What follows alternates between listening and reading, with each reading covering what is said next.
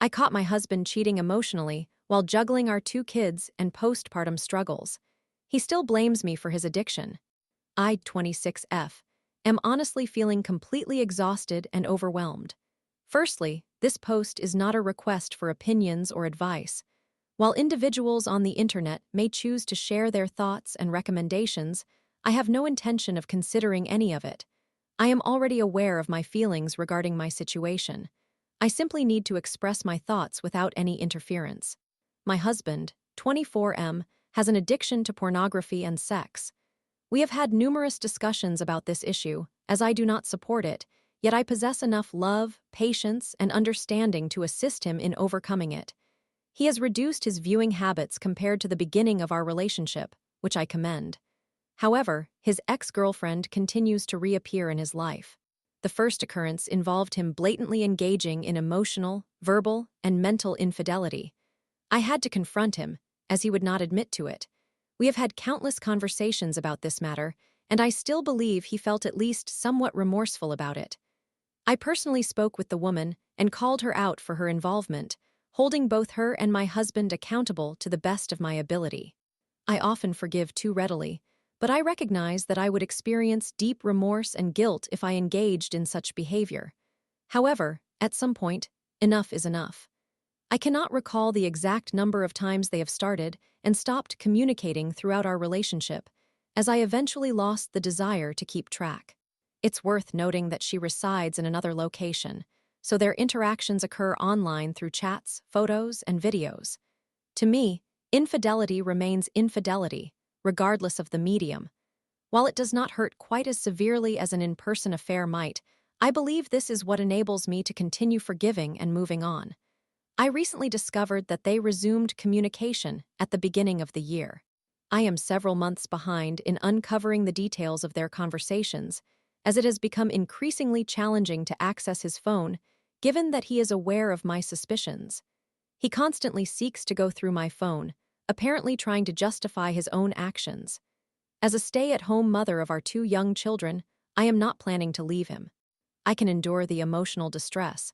I have experienced much worse in my life, and handling this situation is significantly easier for me now.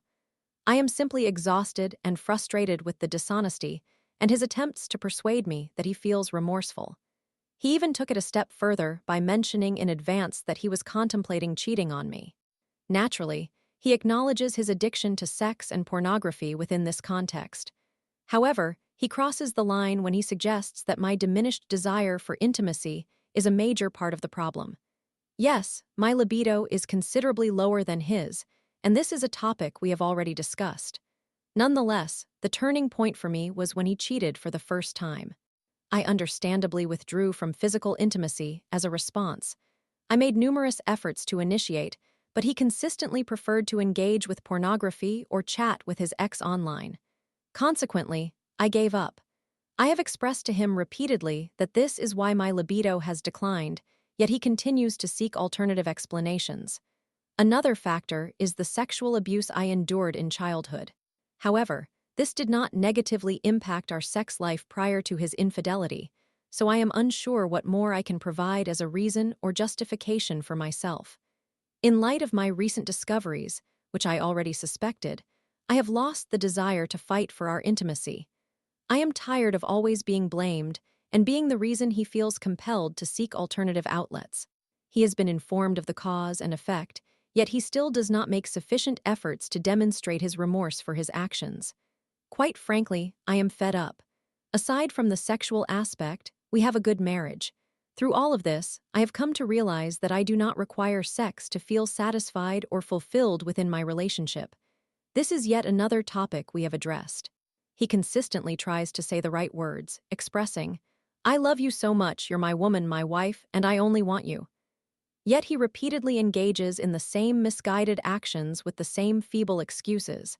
I can comprehend his feelings of dissatisfaction. However, as he has confessed, sex is something he desires multiple times a day. His addiction has consumed his thoughts.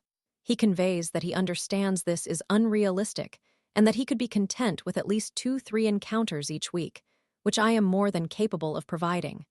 However, He wants me to genuinely desire it and not merely feel obligated. Since everything that has happened, I simply do not possess the same desire as I once did. The experience was traumatic for me. I was pregnant during his first act of infidelity, only about 2 months away from giving birth.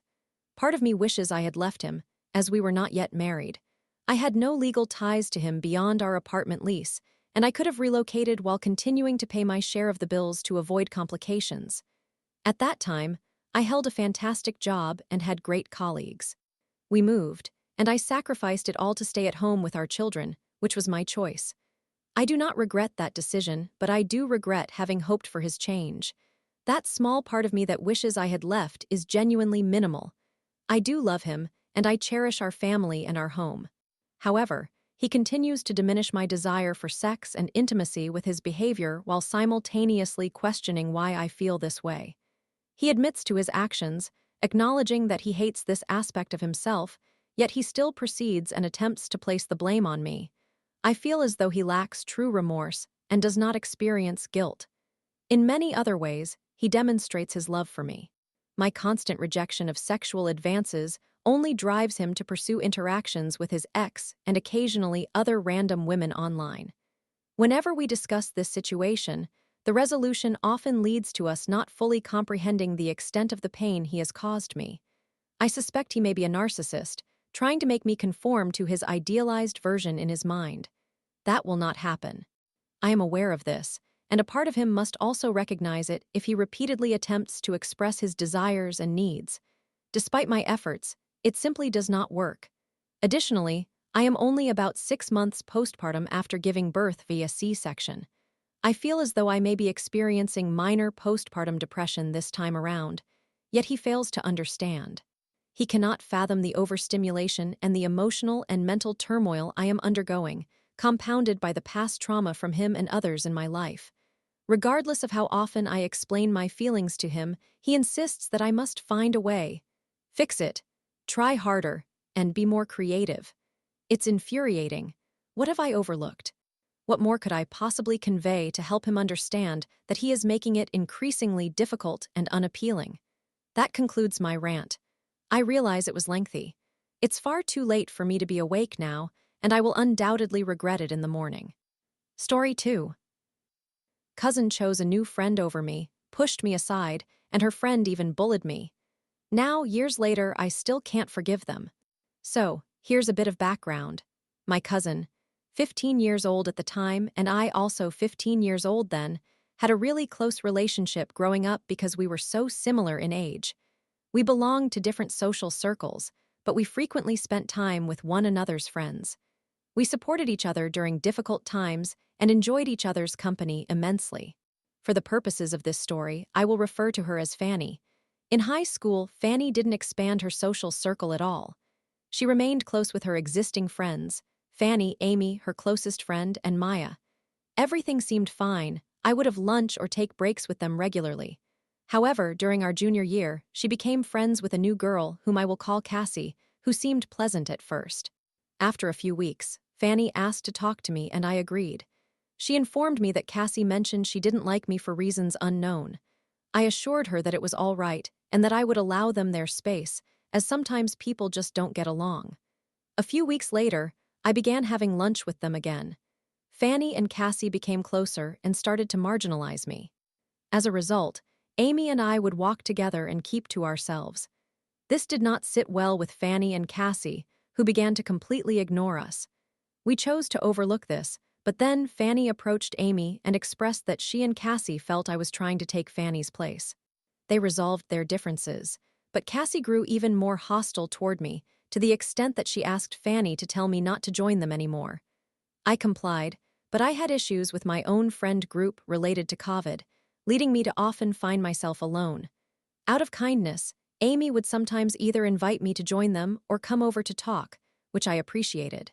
However, Cassie didn't like this and began sending me rude messages, calling me annoying, accusing me of intruding on their group, and claiming I was the source of their problems, among other things. I chose not to engage with her. Instead, I simply informed Amy that I would keep my distance. Subsequently, Cassie messaged me, insisting I stop going to Amy and playing the victim, telling me to mature. This situation escalated rapidly. I adhered to my promise and kept my distance. One day, while I was alone on my phone in the hall, Amy approached me and urged me to join her, asserting that Cassie had no right to dictate who could hang out with them. I told her to go ahead without me, assuring her it was fine because I didn't want to cause more tension. Unfortunately, Cassie spotted us. We were unaware of her presence as she was behind Amy and confronted me. She shoved me into a locker while gripping my shoulders and stated, "It's not that I dislike you, but you need to understand your place." I was taken aback, and it took me a moment to reply, expressing that I only wanted to spend time with Fanny, but she had already turned away. However, Amy quickly reacted and was enraged because, after I voiced my desire to just be with Fanny, Fanny merely walked past and told me to stop. Amy insisted that I report Cassie's actions to the school, emphasizing that her parents would be very upset. Despite this, I hesitated because I didn't want to cause any strife with Fanny. The next day, Amy informed me that Cassie had tearfully apologized for her actions and claimed that she had acted out of sorts because she had forgotten to take her ADHD medication that morning. Later that day, while working together, Fanny approached me. Before she could speak, I preemptively stated that if her conversation regarded Cassie, I wasn't interested in hearing anything. Nonetheless, she informed me that Cassie was remorseful. I replied that if Cassie came near me again or addressed me for any reason other than an apology, I would report the incident to the school. After that, I didn't hear from Cassie again. However, I did notice Fanny discussing me behind my back with Maya. A few weeks later, I had a private conversation with Fanny regarding the situation. She expressed her displeasure with Amy and labeled her as hypocritical for not supporting her and siding with me. I told her that she was the real hypocrite. I am her family, and we have always shared a close bond, yet she chose Cassie over me despite my efforts to maintain harmony. She continually belittled me, sidelined me, and even assaulted me. However, she never offered an apology. I was bullied by her friend. I had defended her throughout the years against her friends and family, yet she abandoned me and made me feel inadequate because of someone she had known for less than a year. Fanny explained that when Cassie approached her, she requested Fanny to promise to remain loyal to her, and Fanny stated she could not break that promise. Fanny continued insisting that Cassie was merely trying to defend her out of a fear that I was taking Amy from her. I decided to end the discussion there and did not bring it up again. Initially, my family supported me. For a few weeks, Cassie was prohibited from visiting our homes. Eventually, she was permitted to come over whenever she wished, but my family would inform me beforehand so I could decide if I wanted to be there. She attended birthdays and family events, but I distanced myself because, at 15, I was hurt. Now I am 18, almost 19, and still harbor negative feelings toward Fanny, and I have never forgiven Cassie. I ignore her to this day and hold animosity towards her deep within my heart. So, am I in the wrong for still despising her and not forgiving my cousin? Update: to clarify a few points, this text was not generated by artificial intelligence. I wrote it and then asked ChatGPT to correct it due to my limited proficiency in English. The phrases like fast forward were in my original text. For those who think this is someone else's story, it genuinely happened to me, and I apologize if it resembles anyone else's experience. As for my relationship with Amy, we still keep in touch and meet regularly. She is a wonderful friend. Amy and Fanny are no longer best friends and do not communicate anymore. Cassie and Fanny are still close friends and spend nearly all their time together. Regarding whether my parents were okay with our family reconciling with Cassie, they were not. My mother had a significant argument with Fanny's mother and my grandmother. I wasn't clear when I mentioned that Cassie was allowed to attend birthdays and events. Our family celebrations occur at my grandparents' house, but about 3 years before this incident, Fanny and her immediate family, brother, sister, stepfather, and mother, moved into my grandparents' home. However, on my birthday, or the birthdays of relatives who are unaware of Cassie or my parents' birthdays, she was not invited. Additionally, I want to mention that my relationship with Fanny has never been the same. We are civil and occasionally talk, but it's not like it used to be. I have learned to focus on my own life and not dwell on either of them. While I still strongly dislike Cassie, it no longer affects me since I seldom see her. For those who suggest I should develop a backbone, rest assured I have. I do regret not realizing sooner how little Fanny valued our bond, and I wish I had reported the incident to the school. However, I am choosing not to dwell on regret, trusting that karma will catch up with her someday for me. Thank you for all the supportive messages. Story 3. Caught between two worlds. My strict family vtks. My true self as I distanced myself from my judgmental, traditional family to embrace my vibrant identity. Did I become the villain for choosing happiness over their expectations? Is avoiding them my only choice? To begin, I am not particularly skilled at creating titles, so here is the story. I was raised in a very strict, straight-edge, political, religious, and egotistical family mainly on my mother's side. I am not using those terms as insults, that is simply how they are. Growing up, they expected me to achieve straight A grades, participate in sports, be involved, and become what they consider successful. My parents divorced when I was in 3rd grade, and I actually did not find that whole process difficult. I was aware of my parents' love for each other at that time. My father had custody arrangements that allowed him to spend weeks with me and then alternate weeks without me. I spent a lot of time with him, which I enjoyed because my mother's side of the family is quite different, as I have explained.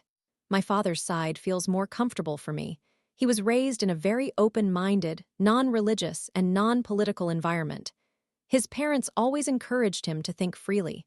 I appreciated this, especially since my mother's family often tries to impose their beliefs on me. My mother's family emphasizes going to church, playing sports, pursuing higher education, and creating an idyllic life.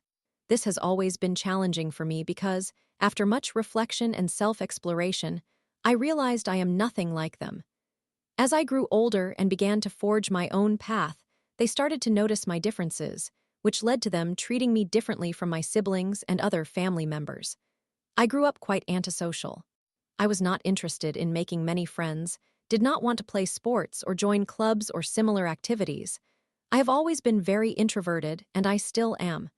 I began drawing as a child, and I continue to do so today. I also started playing musical instruments in the 4th grade, which differs significantly from the activities my mother's family engaged in. But here is the crux of the matter. Although not every child will resemble their parents, I sometimes feel that my mother simply does not like me at all. I perceive that my entire family does not particularly care for me. I can sense their love. They always make an effort to talk to me. However, since I moved out last year, I rarely text or call them back. I hardly visit my family because each time I do, I feel tension from my mother, my sister, and their respective families. My mother has 2 younger stepsons and a stepfather, and I have often felt somewhat excluded since she became involved with them.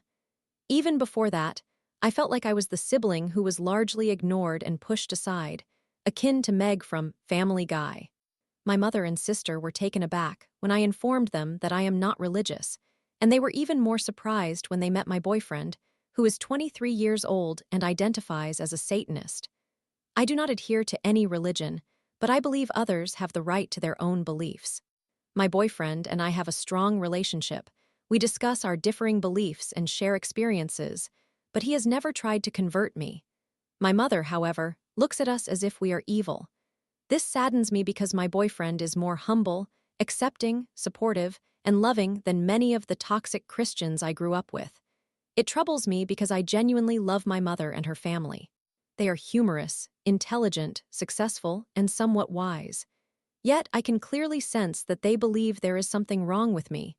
They often speak to me as if I were a naive child. They frequently make backhanded comments about my clothing, hairstyle, and makeup. I should mention that I dye my hair in vibrant colors. I dress quite expressively, and I love experimenting with colorful makeup. I have been this way for most of my life, but it always feels like they want me to change. They often say things like, "You would look so much prettier if you dressed this way," or "You would be happier if you did that," almost presuming that I am unhappy with myself and my life simply because of who I am, even though that is far from the truth. I love myself and the life I have created. Sometimes, I feel a strong desire to distance myself from my mother's family due to the constant pressure and anxiety I experience simply by being authentic around them. People advise me to simply accept them as my family and to learn to cope, while others suggest I should cut ties. However, both options feel wrong to me. I feel like a complete jerk for not being present for them as I once was, for being sensitive and annoyed by the little things they say to me consistently. I now live 30 minutes away, and I rarely contact them or visit their home. I find their perspectives, values, and attitudes towards issues they know little about to be unbearable. I am unsure what to do. I love them, but I do not enjoy being around them.